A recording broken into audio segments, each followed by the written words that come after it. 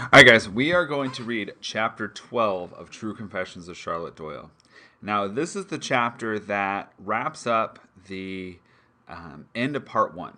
This book is divided up into two parts. They're not two equal parts, they're different sizes, but this is the end of part one, and you will see at the end of it why it's the end of part one and why part two is different.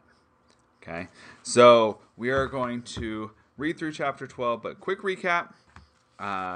Chapter 11, we had Jaggery gets angry at Zachariah, calls him forward, starts having Hollybrass whip Zachariah, and then Charlotte rips the whip out of his hand, whips Jaggery on the face on accident. Jaggery has a huge cut across his face, one of my favorite parts of the book. And I'm like, yeah, go Charlotte.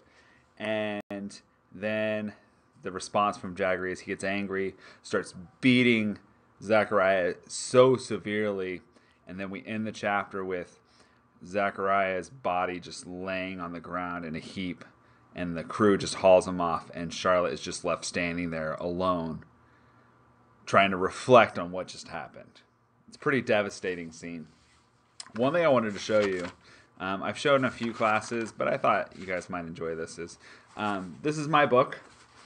I mark it up, and I wish you guys had the opportunity of this, but you don't. But when you get older, you'll get a chance to do this to your own books. This is how I keep track of what I'm reading and how I go back and remember things. I write things like questions.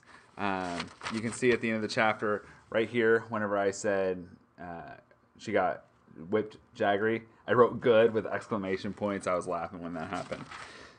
So I just thought you might want to see what I'm looking at, whatever I'm looking at in my book. All right, we're going to start on, in my book, it's page 102. So go and open to the beginning of chapter 12. Pause the video until you get to the beginning of chapter 12. Okay. Sobbing in absolute misery, I threw myself onto my bed. I wept for Zachariah, for Cranach, even for Captain Jaggery. But most of all, I wept for myself. There was no way to avoid the truth that all the horror I had witnessed had been brought about by me. As the ghastly scenes repeated themselves in my mind, I realized too that there was no way of denying what the captain had done. Captain Jaggery, my friend, my guardian, my father's employee, had been unspeakably cruel. Not only had he killed Cranach, who was, I knew, threatening him, he had clearly meant to kill Zachariah for no other reason than that he was helpless. He singled him out because he was the oldest and the weakest. Or was it because he was black? Or was it, I asked myself suddenly, because he was my friend? So think about that. Why do you think Zachariah was singled out? Think about that. Why did he get chosen out of everybody who was chosen? Just the thought made me shiver convulsively. Tears of regret and guilt redoubled. My weeping lasted for the better part of an hour. Aside from reliving the fearsome events, I was trying desperately to decide what to do. As I grasped the situation, the crew would have nothing but loathing for me, who had so betrayed them. And they were right. After their kindliness and acceptance, I had betrayed them. And Captain Jaggery, without intending to, hadn't I done him a great wrong when I'd cut his face, albeit unintentionally with a whip? Could he? Would he forgive me? What? Why does she want forgiveness from Jaggery? I don't know. Whatever. Beyond all else, I had been educated to the belief that when I was wrong, and how often had my patient father found me at fault, it was my responsibility, mine alone, to admit my fault and make amends. Gradually, then, I came to believe that no matter how distasteful, I must beg the captain's forgiveness, and the sooner I did so, the better. With this in mind, I rose up, brushed my hair, washed my face, smoothed my dress, rubbed my shoes. Then, as ready as I could ever hope to be under the circumstances, I went to his cabin door and knocked timidly. There was no answer. Again I knocked, perhaps a little more boldly. This time I heard. Who is it? Charlotte Doyle, sir. My words were met by an ominous silence. But after a while he said, What do you want? Please, sir, I beg you to let me speak with you. When silence was again the response, I nearly accepted defeat and went away. But at last I heard steps within, then came the word, Enter. I opened the door and looked in. Captain Jaggery was standing with his back to me. I remained at the threshold, waiting for him to invite me to proceed further. He neither moved nor spoke. Sir? I tried. What? I did not mean... You did not mean what? I did not mean to interfere, I managed to say, now meekly advancing toward him. I was so frightened I didn't know. I had no intention. When the captain maintained his silence, I faltered. But gathering up my strength again, I stammered, And when I had the whip... Suddenly I realized he was about to turn. My words died on my lips. He did turn, and I saw him. The welt I'd made across his face was a red, open wound, but it was his eyes that made me shudder. They expressed nothing so much as implacable hatred, and it was all directed at me. Sir, I tried, I did not mean... Do you know what you have done? He said, his voice a hiss. Sir, do you know? He now roared. My tears began to flow anew. I didn't mean to, sir, I pleaded. I didn't. Believe me. You insulted me before my crew, as no man should ever be insulted. But insulted by a sniffling, self-centered, ugly, contemptible, he spat out, girl, who deserves a horsewhipping. Wow, he is being brutal. Why does he call her ugly? What does that have to do with anything? I mean, that's just brutal. I sank to my knees, hands in prayer-like supplication. Let them take care of you, he snarled, in any way they want. I withdraw my protection. Do you understand? I want nothing to do with you. Nothing. Sir, don't you dare presume to come to my cabin again, he shouted. Ever! I began to weep uncontrollably.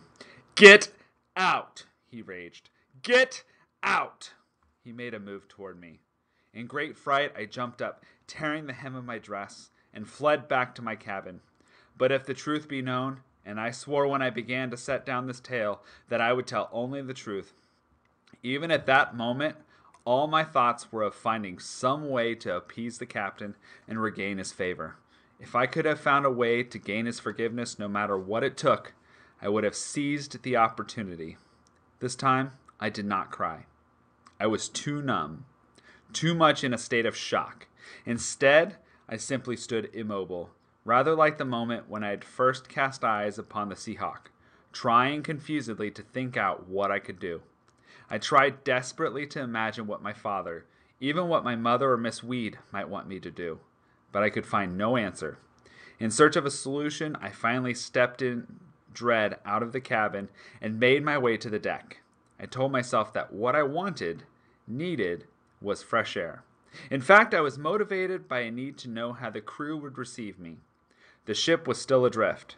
No wind had caught our sails. The decks once more appeared deserted. My first thought was that the crew had fled. All I heard was the soft flutter of canvas, the clinking of chain, the heaving of boat timbers, as it was as if the engines of the world itself had ground to a halt.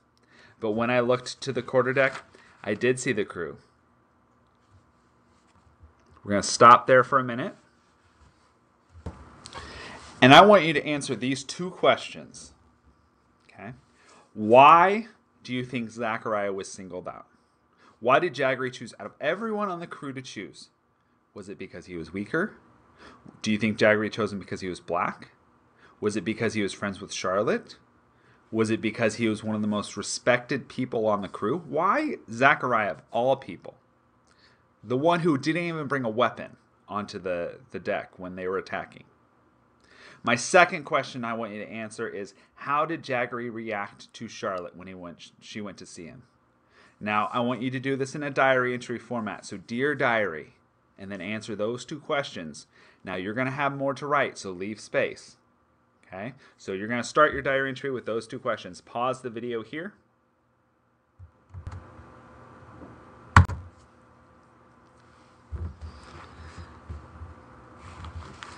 Moving on. Page 106. Heads bowed, they were standing together quietly. Then I heard the deep voice of Fisk, though exactly what he was saying I could not at first make out. Hollybrass, I saw, was standing somewhat apart from the men, his dark eyes watching intently. There was a pistol in his hand, but in no way was he interfering with them.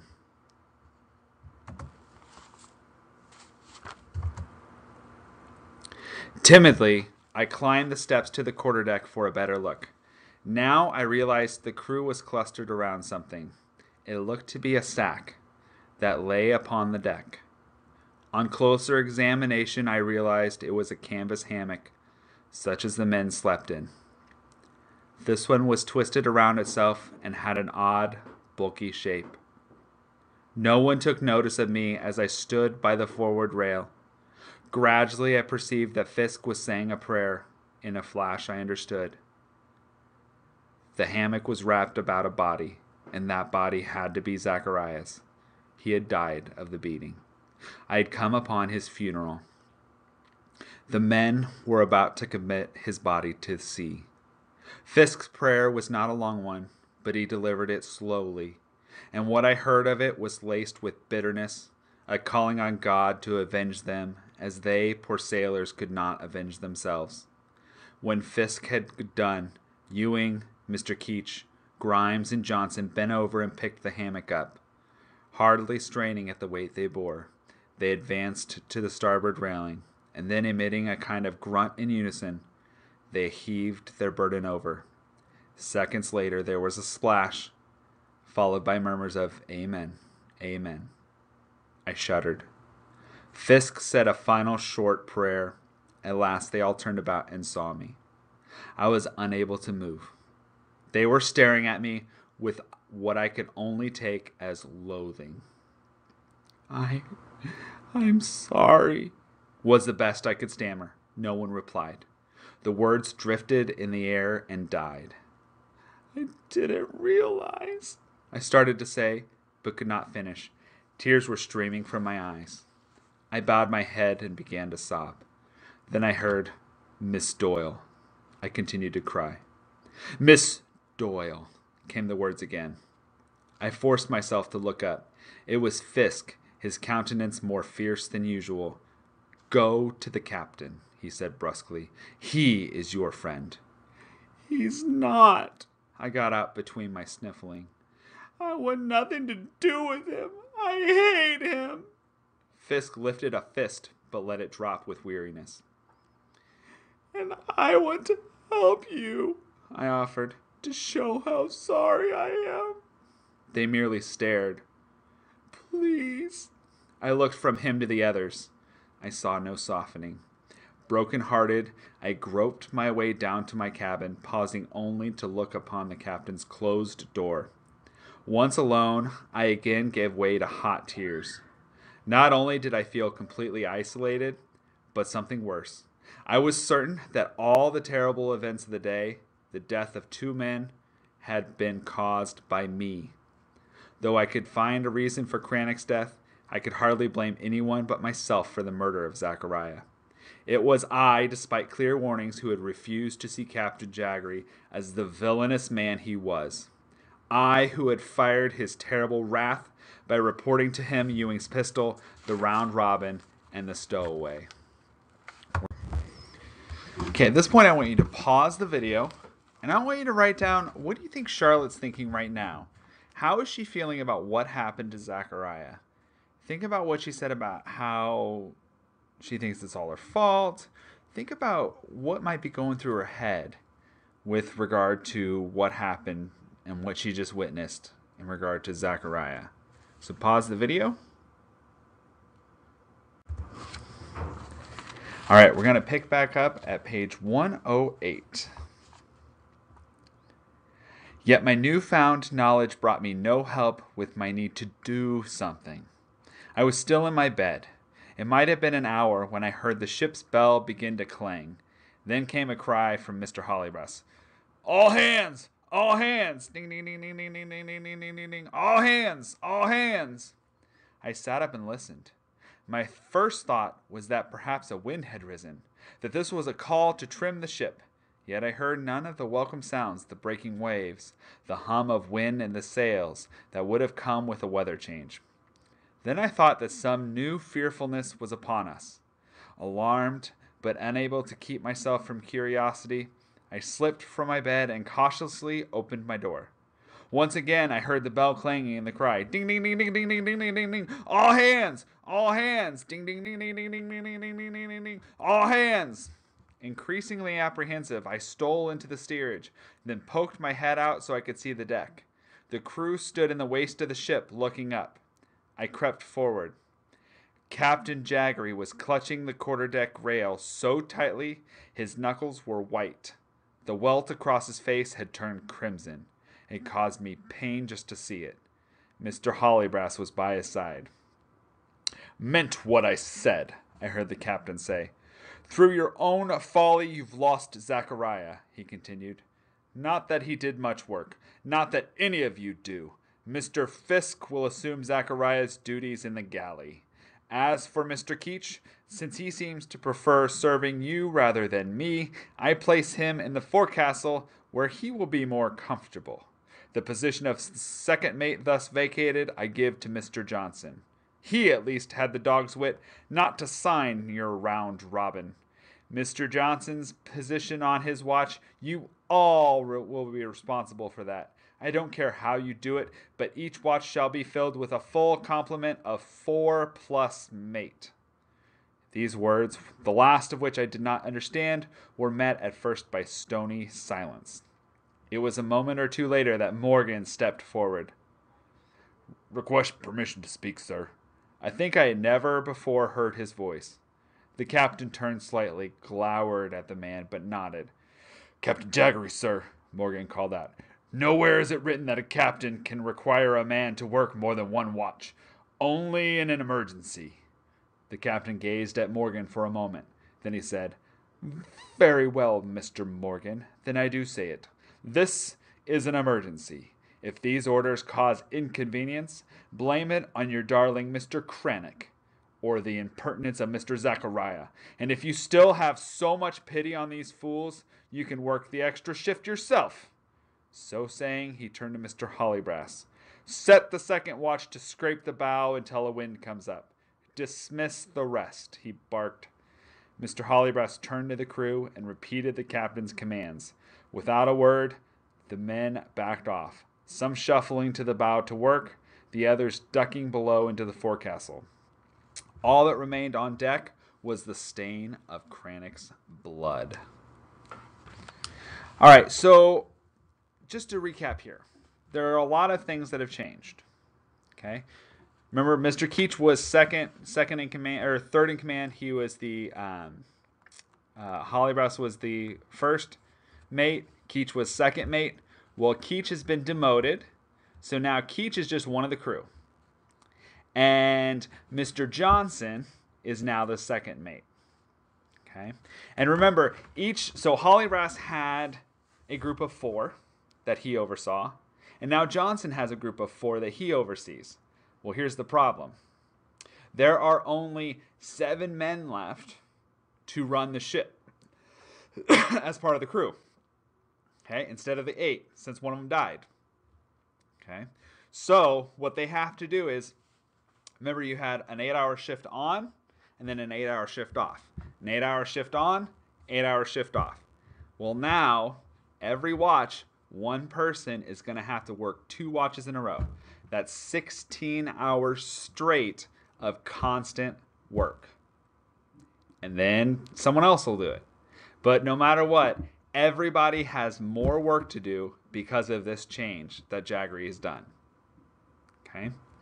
So we'll see how this turns out, but it's not going to be pretty.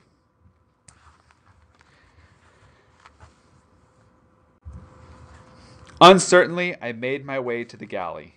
Fisk was already there, his great bulk filling the small spaces Zachariah never had. One last change, Fisk is now the new cook instead of being part of the crew. He's the cook. I just stood there beyond the doorway, hoping he would notice me. When he didn't, I whispered, "Mr. Fisk." He turned but offered nothing more than a hostile glare. "What did the captain mean?" I asked, my voice small.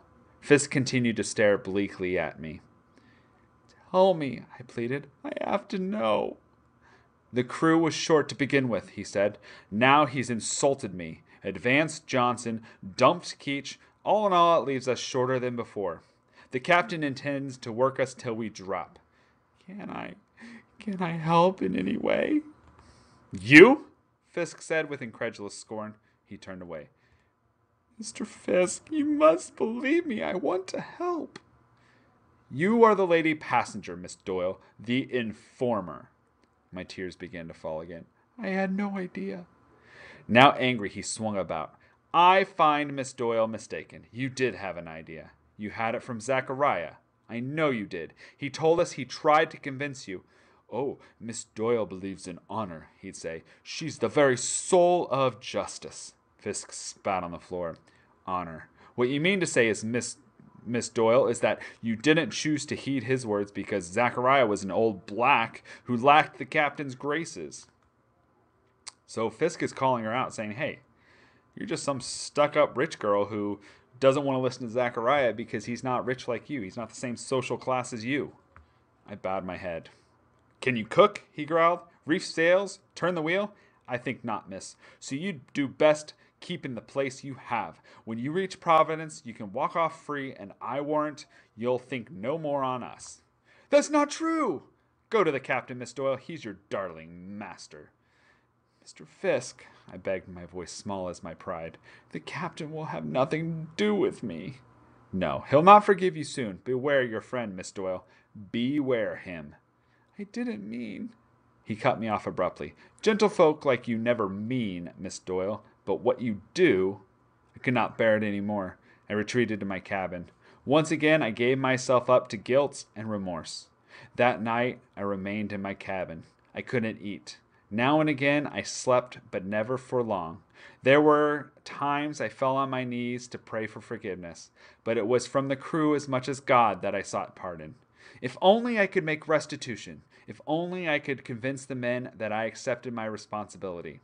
Close to dawn, an idea began to form. At first only an echo of something Fisk had said, but the mere thought of it was appalling and I kept pushing it away. Yet again and again it flooded back, overwhelming all other notions. At last I heaved myself off the bed, and from under it brought out the canvas seaman's garments Zachariah had made for me. Some roaches skittered away. I held the wrinkled clothing up and looked at its crude shape, its mean design. The feel of the crude cloth made me falter. I closed my eyes. My heart was beating painfully as if I were in some great danger. No, I could not. It was too awful. Yet I told myself I must accept my responsibility, so as to prove to those men that it had been my head that was wrong, not my heart.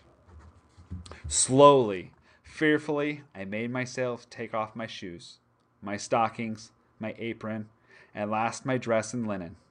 With fumbling, nervous hands, I put on the seaman's clothing.